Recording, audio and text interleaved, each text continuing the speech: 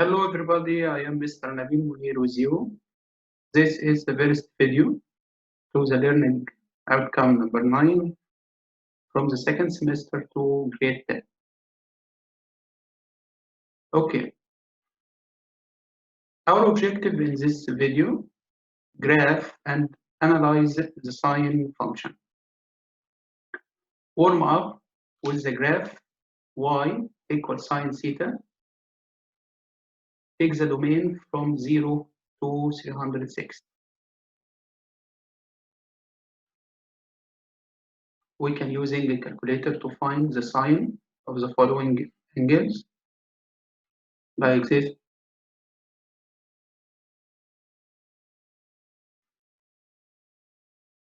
Then plot the point on the graph and draw the curve. If the domain from 0 to 360, we can find the following figure. If we take the domain from negative infinity to infinity, or all real numbers, then the curve repeats itself like this. Okay, now from the previous graph, we can deduce the properties of the sine function. Number one, the domain is a set of real numbers. Number two, the range is a set of y values such that y between -1 and 1. Property number three, the maximum value 1 and the minimum value is -1. Number four, sine function cycles through all values of the range over the x interval 2 pi. In other words, we can say that the period of the function is 360. The last property, number 5, the cycle repeats itself indefinitely in both directions in the x-axis. Okay, now, example sketches a graph of y equal 3 sine the angle to x plus pi over 2 all plus 1. Then find the amplitude, the period, and the phase shift. Now you can stop the video and try to graph this function. After you come back to solve a problem like this, firstly you must know the graph transformation of the sine function. Consider the form y equal a sine px minus c all plus d, where a, b, c, and d are all constant. These constants have the effect of translating, reflecting, stretching, and shrinking to the basic graphs. Okay, firstly, the vertical shift. In the equation we considered before, y equal a sine px minus c plus d, the constant d is the vertical shift of the graph, such that the constant d translates the graph up absolute value d units if d positive or d more than 0, or translate down absolute value d units if d is smaller than 0. For example, in the three graphs,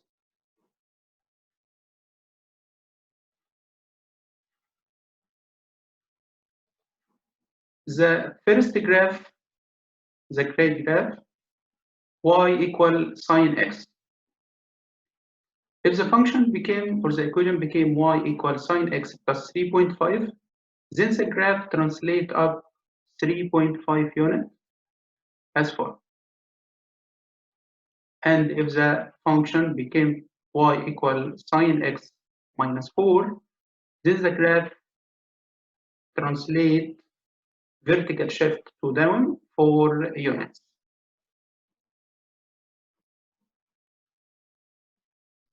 Secondly, in the equation we considered before, y equal a sine bx minus c plus d, the constant absolute value is the amplitude of the graph, such that if the absolute value of A more than 1, then or there will be a vertical stretching. And if the absolute value smaller than 1, then there will be a vertical shrinking. If A smaller than 0, meaning it's negative, the graph is also reflected across x-axis. In the opposite figure,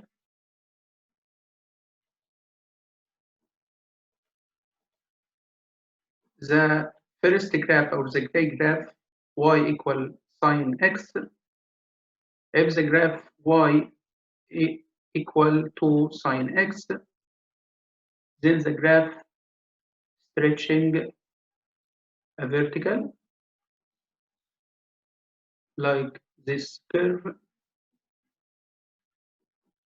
and if the graph y equal half sine x, absolute value of A smaller than 1, then it's a vertical shrinking like this graph.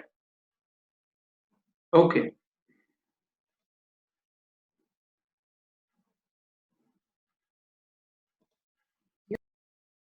In the equation we considered before, y equal A sine dx minus c plus d, we know that the absolute value of A determines the amplitude of the function, and the value of d determines the vertical shift. What about the constant b? Look at this figure. We have two graphs. The first graph, the gray graph, y equal sine x, and another one, y equal sine 4x.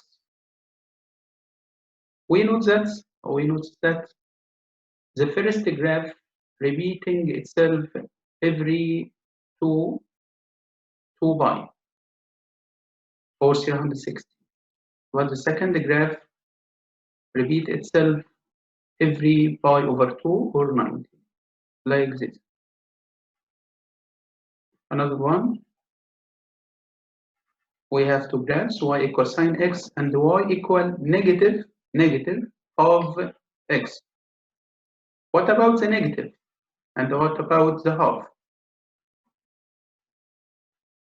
If the absolute value of b smaller than 1, then will be a horizontal stretching. And if the absolute value of b more than 1, then there will be a horizontal shrinking like this graph. If b smaller than 0, then the graph reflected across y-axis like this curve, reflected about y-axis because b is smaller than 0. The last one, the period determined by the rule 2 pi over b inside absolute value. In the first figure, its period equal 2 pi. Why? Because from this rule 2 pi over b, 2 pi divided by 1 equal 2 pi. And this period 2 pi divided by 4 equal pi over 2. And this one 2 pi divided half or divided negative half equal 4 pi. The last one, the path shift. What about the path shift? In the equation we considered before, if c divided b, all this value smaller than 0, then the graph translates to the left absolute value c over b units, like this graph. Sorry. We have two graphs, y equals sine x, the basic graph, and y equals sine x plus pi over 2. We notice that the value of c equal negative pi over 2, and the value of b equal 1. Then the magnitude, the value of c divided b equal negative pi over 2 divided 1 equal negative pi over 2. then C divided B is negative, then translated to the left, as you know, C over B units. Another example, if C over B more than 0, then the graph is translated to right, absolute C over B units, like this graph. Y equal sine x minus pi over 2, so pi, then the value of C equal pi, then C over B equal pi over 1 is positive, then the graph translates to right as you see. Okay, if we back to the example, sketch the graph y equals 3 sine 2x plus pi over 2 plus 1 and find amplitude, period, and the phase shift. Okay, step number 1, determine the amplitude absolute value of A equals 3 and period equal 2 pi over V equal 2 pi over 2 equal pi, and the phase shift equal C over B negative pi over 2 divided 2 equal negative pi over 4. To create the final graph, we begin with the basic sine curve y equal sine x. Then we sketch a graph of each of the following equation in sequence. Number 1, y equals sine 2x. Then y equals 3 sine 2x. Then y equals 3 sine 2 bracket x minus negative y over 2. The last step, y equals 3 sine 2x minus negative pi over 4 all plus 1. Okay, step number 1, y equals sine x, the basic graph, amplitude equal 1 and period equal 2 pi. Step number 2, y equals sine 2x, then the period equal pi, like this graph. Step number 3, y equals 3 sine 2x, amplitude became 3 and the same period pi. Step number 4, y equals 3 sine 2x minus negative y over 4, the same amplitude and the same period, but the phase shift became negative pi over 4. The last one, if we adding plus 1, then the phase shift negative pi over 4, but a vertical shift to positive 1 is the final graph. More details about this topic, we can search in Holt book and Stewart book pre-calculus and search on the internet trusted websites. The homework.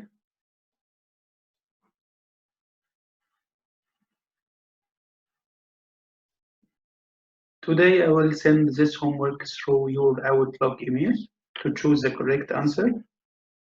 Pay attention, deadline to this homework tomorrow at 11 o'clock. Finally, thank you for watching this video and see you later in the next videos. Inshallah. Thank you.